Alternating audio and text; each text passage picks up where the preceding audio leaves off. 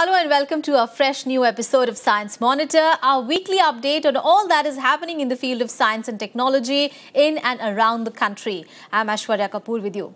Let us take a look at the headlines first. Recent study untangles the effects of increasing and aging population on cardiovascular diseases. Fresh breath of life to accident victims. First bike ambulance launched in Bangalore. Birds of many feathers flock here. India records the second highest bird diversity, says the new Great Backyard Bird Count. In our In Focus segment today, we explore the exciting 40-year journey of the Indian space science. In technology, you can use aluminium batteries that can charge in a minute, a new turn in energy storage. And now news in details. Deaths from cardiovascular diseases are on the rise, driven by a growing and an aging population. The revelation has come from the analysis of massive data on cardiovascular diseases. The analysis also shows that ischemic heart disease is the leading cause of death worldwide among all the cardiovascular diseases. More in this report.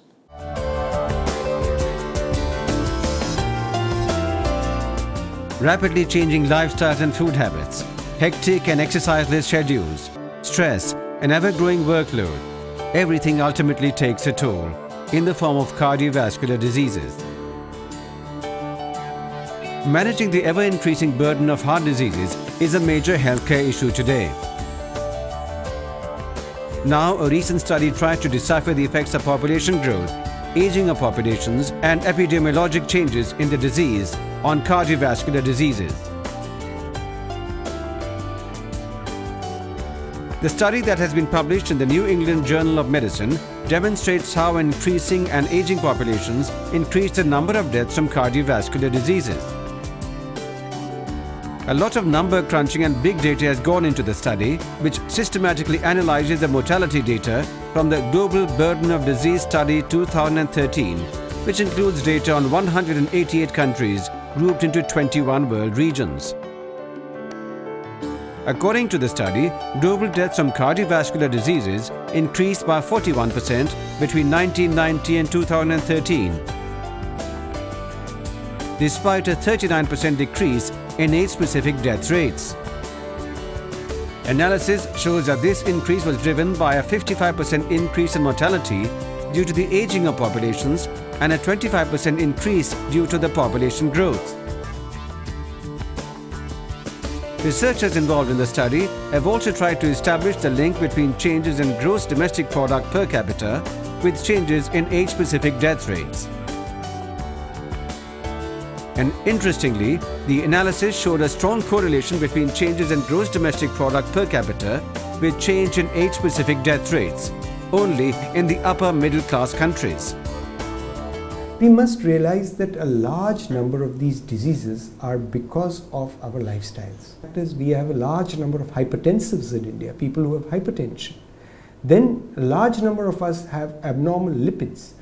Although traditionally in the West, it is associated, these abnormal lipids are associated with high amounts of low density lipoprotein. In India, we have a very different risk factor profile in that we don't have very high amounts of low density lipoprotein.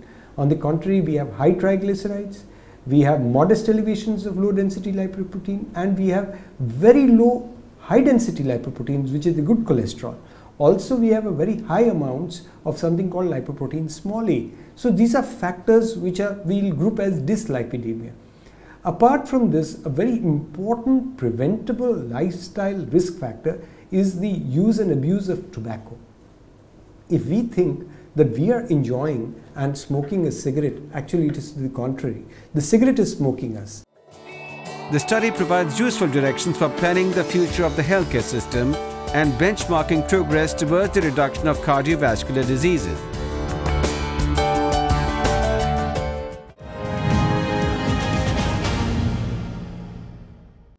Ambulance ambulances stuck in traffic or battling through narrow congested roads is not an uncommon sight in India.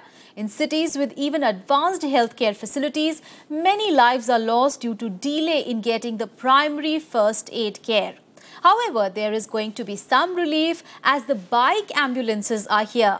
These bike ambulances will negotiate their way to reach the accident victims stuck in the worst traffic jams and at the most crowded nook and crannies of the city. Take a look.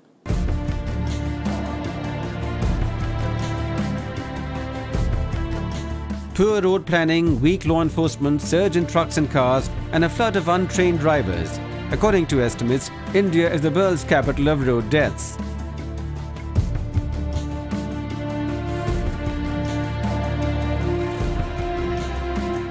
While ambulance services and facilities like Medicine on Wheels have made a great difference to the way accident victims are attended to, providing instant medical care to patients stuck in congested, traffic-prone urban areas still remains a challenge.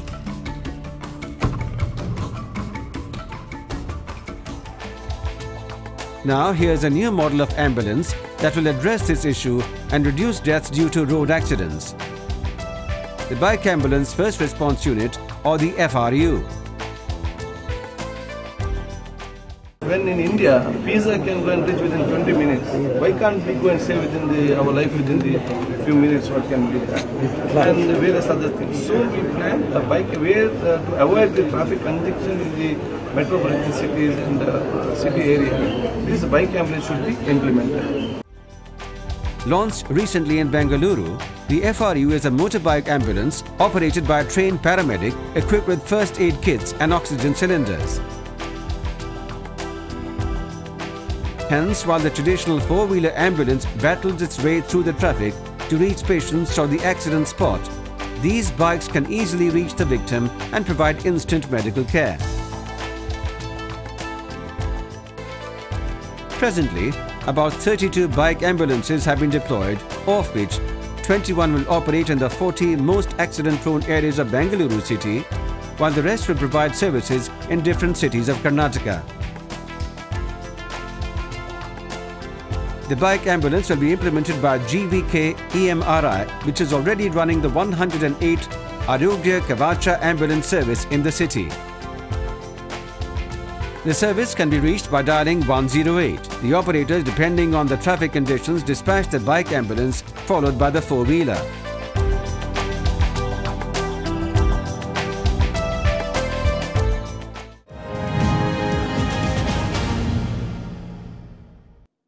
Come morning and the world around us becomes alive with a variety of musical notes. From the chirping of sparrows to the cooing of pigeons and the sweet cry of the cuckoos. What is the dawn chorus without the birds? From common crows to the magnificent peacocks, India is the land of rich bird diversity. Let us see what the great backyard bird count has declared.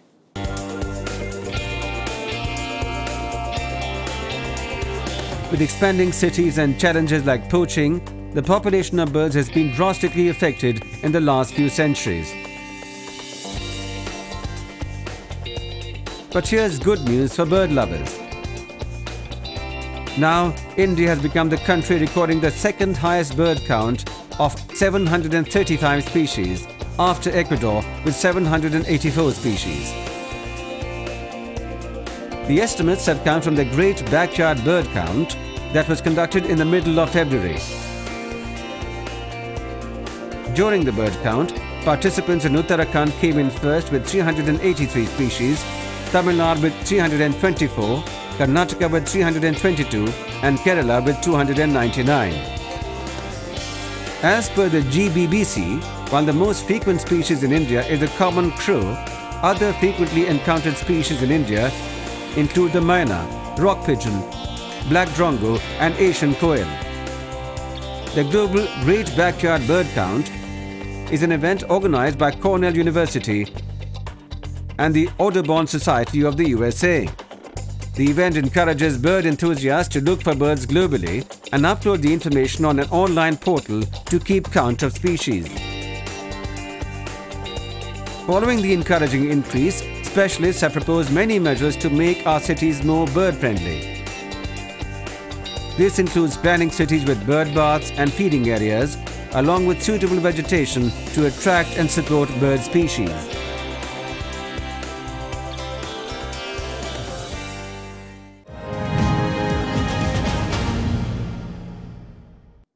What is it like to not being able to see the wonders that nature has bestowed upon us?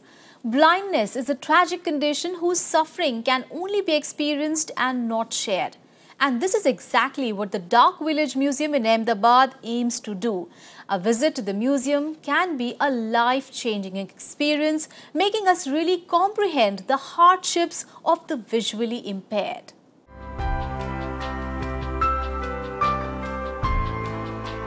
Open to the public on April 13th, the Dark Village is a village museum in Ahmedabad that offers an insight into the lives of the visually impaired people. The village, created under the project Vision in the Dark, sponsored by Union Bank of India, in collaboration with the Blind People's Association and the Italian architect Paolo Manzo, tries to mimic the dark world of blind people and give a peg of reality on how visually impaired people live their daily lives and what are the difficulties faced by them. The village-themed pavilion has thatched roofs, trees, bullock carts, a well and a temple with sculptures of gods and goddesses. Completely dark, the village is designed to give a lifetime experience to normal people by living life in complete darkness during the 15 minutes of exploration. ये पहली बार ऐसा अनुभव हुआ है कि जहाँ पे 15-20 minute तक कोई भी लाइट नहीं है, कोई भी प्रकाश नहीं है और हमें पूरा सैर करनी है, पूरा एक्सपीरियंस करना है, सेंस करना है बिना लाइट के। तो एक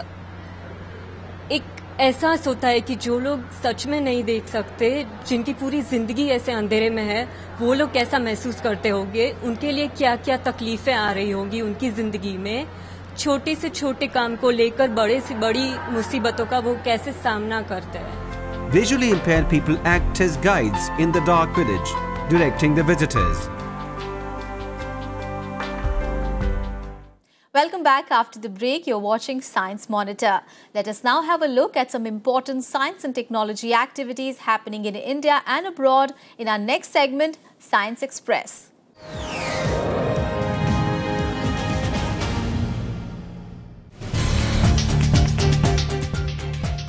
With the aim of establishing a frontier marine science and technology research centre, a memorandum of understanding has been signed between India and France recently. The proposed institute will carry out fundamental and multidisciplinary research on the most important topics in marine biology and marine biotechnology. The institute is a collaborative venture of India's Department of Biotechnology and the Université Pierre et Marie Curie and the National Centre for Scientific Research of France. India has been designated as the chair to the 9th meeting of the International Renewable Energy Agency Council, which is scheduled to be held on the 10th and 11th of June 2015 in Abu Dhabi. In short, known as IRENA, the International Renewable Energy Agency is a principal platform for international cooperation and a repository of policy, technology, resource and financial knowledge on renewable energy. Dental hygiene is an important aspect of healthcare. In order to promote this message, a bike rally was recently organized in Jaipur. The bike rally, called Ride for Smile, was organized by the Indian Orthodontic Society to commemorate the completion of its 50 years. Under this initiative, the participating dentists offer free orthodontic treatment to 10 orphans adopted from various NGOs. The Robotics Research Institute in Bengaluru, Novatech Robo, recently organized a Robo Fest in association with Lawrence Technological University, Michigan, USA. The fest displayed an interesting array of exhibits, including talking and dancing robots. More than 100 students, professionals and science enthusiasts attended the event. The unique display of robots in the exhibition included ones that could talk to human beings, drive cars and play video games with them. In an interesting new study, NASA is planning to launch a nuclear-powered submarine on Saturn's moon Titan. The submarine will explore the largest methane sea called Kraken Mare on Titan. The submarine concept was showcased by NASA's Glenn's Compass team and researchers from Applied Research Laboratory at the NASA Innovative Advanced Concept Symposium in Florida. NASA hopes to use the submarine to explore the chemistry of Titan's seafloor and sea composition. It also aims to study its tides, weather, shoreline and islands to search for any type of life.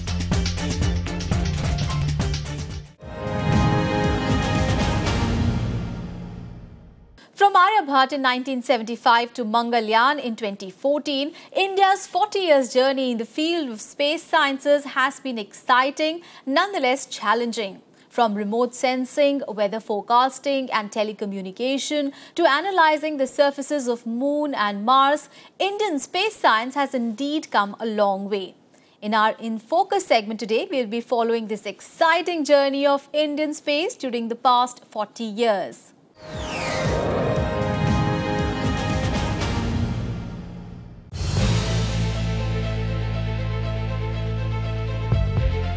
April 1975, Aryabhatta took off from Kapustan Yar in Russia aboard Cosmos 3M launch vehicle.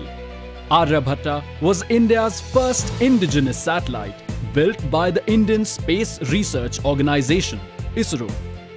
Aryabhatta marked the earliest success of India's long and triumphant space program that was yet to be realized. With humble beginnings, India's ambitious space program started in a small fishing hamlet near Trivandrum in Kerala called Thumpa, where a small church became India's first space workshop and the adjacent bishop's house its office. However, thanks to the persistence and vision of its researchers, 40 years later and after many victorious feats in space science, India is today the first nation to reach Mars in its maiden attempt. Indian Space Research Organisation, ISRO, India's space agency was set up in Bangalore in 1969 and Aryabhatta's launch on 19th April 1975 marked the first success of Indian space program. Following this, India has launched 77 Indian satellites successfully for various purposes. The country has mastered modern space technology and its various applications for the benefit of society. Unlike the programs of other major space-faring nations, largely driven by military goals, India's space program mainly focuses on developmental objectives like telecommunications, weather watch, resource mapping related to agriculture, forests, water resources, and minerals to mention a few. Hence, while the satellites like Bhaskara series is specifically designed for collecting data on telemetry, oceanography, and hydrology for research and agricultural purposes, the Rohini series and Apple provided extended nationwide telecommunication coverage in the form of television and radio. The Indian remote sensing satellites, popular as IRS, during the past decades has extended tremendous support to the national economy in the areas of agriculture, water resources, forestry and ecology, geology, watersheds, marine fisheries, and coastal management. On 20th September 2004, ISRO achieved yet another success through the launch of EduSat satellite, also called as GSAT-3. The satellite was exclusively devoted to meet the demands of educational sector and interactive satellite-based distance education system for the country. EduSat has revolutionized classroom teaching through IT-based technology. The role of Indian satellites is clear from the accurate and timely prediction of the cyclone in 2013. ISRO satellites provided vital information on when and where the cyclone would be the most intense, based on which timely evacuation of over 1 million people was possible. India's recent venture into space includes the Indian Regional Navigation Satellite System, shortly known as the IRNSS. IRNSS is India's indigenous satellite navigation system, which will be under the total control of Indian government.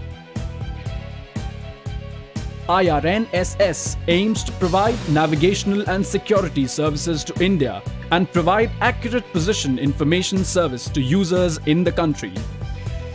This system will help in terrestrial and marine navigation, disaster management, vehicle tracking and fleet management. In 2008 came one of the most important contributions of India's space program in the form of Chandrayaan. Chandrayaan 1 made a breakthrough discovery when it detected the presence of water on the moon, along with a large cave below the lunar surface. Celebrated as one of the 25 best inventions of 2014 that are making the world better, smarter, and in some cases a little more fun. India's Mars orbiter mission, popular as Mangalyaan, is the most recent feather added to the cap of India's space program. Based on indigenous technology, Mangalyaan is the lowest budget probe compared to missions of other space agencies till now. The spacecraft has successfully captured many images, including the rare full disk color imagery of Mars, which is immensely aiding researchers in their studies on understanding the planet. Hence, it's clear that during the long and arduous journey of 40 years, ISRO's technologies have played a huge role in transforming the lives of ordinary Indians.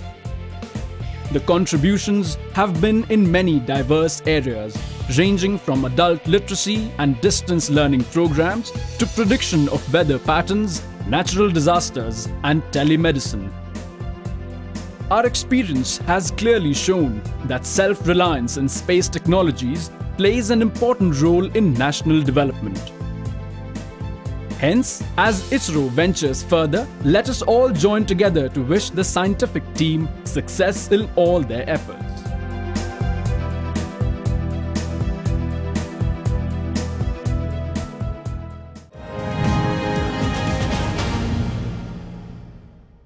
And what are the contributions of science to this week's history? We shall learn in our next segment, History of Science.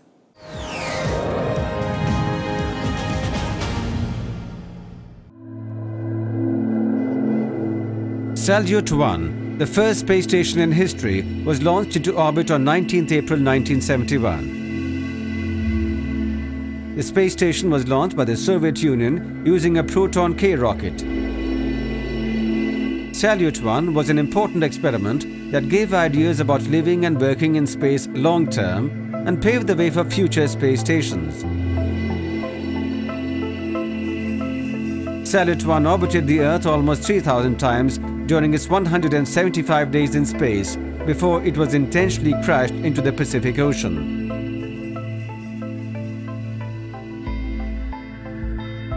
The Central Fuel Research Institute, CFRI, a constituent national laboratory of the CSIR, was inaugurated on 22nd April 1950. The laboratory was set up primarily to conduct high-level research in fuels, especially in quality assessment of coal resources, support steel industries, etc. The institute is today known as the Central Research of Mining and Fuel Research. The Central Leather Research Institute, or the CLRI, another constituent of the National Laboratory of CSIR, was founded on 24th April 1948. The CLRI is the world's largest leather research institute. It is a central hub in Indian leather sector with direct roles in education, research, training, testing, designing, forecasting, planning, social empowerment, and leading in science and technology relating to leather. The British journal Nature published the first paper on the structure of DNA on 25th April 1953. The paper, called Molecular Structure of Nucleic Acids, a structure for deoxyribose nucleic acid, was authored by James Watson and Francis Crick. It was the first publication which described the discovery of the double helix structure of DNA using X-ray diffraction and the mathematics of a helix transform. Because of its importance in life sciences, this article is often termed a pearl of science.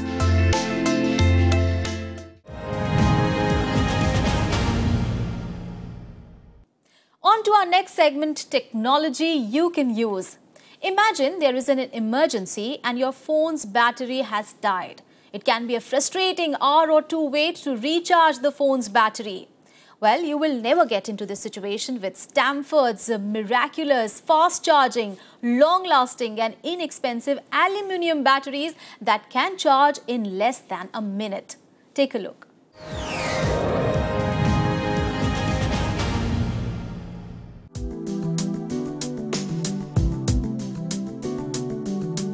Aluminium batteries sounds ordinary, don't they?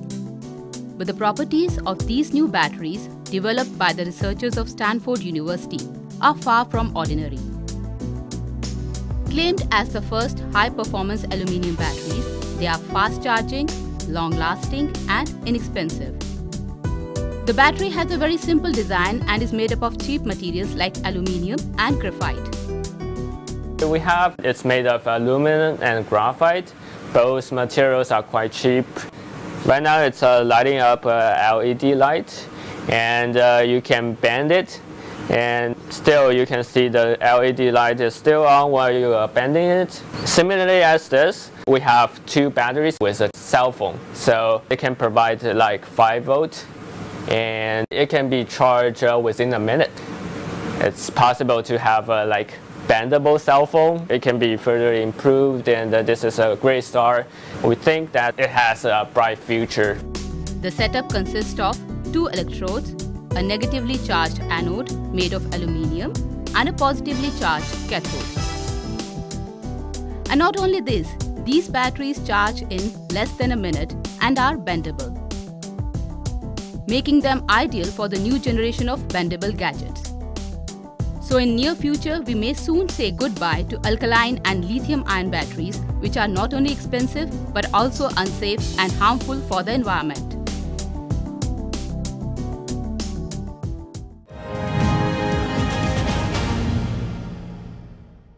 Well, that is all for this episode of Science Monitor. Do tell us how do you like our program. You can send your feedback and suggestions. Our email ID is news@vigyanprasar.gov.in. You can also write into us at Vigyan Prasar C24, Kutub Institutional Area, New Delhi 110016. Well, that is all for today. We'll be back with fresh news stories on science and technology again next week. Till then, stay tuned to Rajya Sabha TV. And as I tell you all the time, think scientific.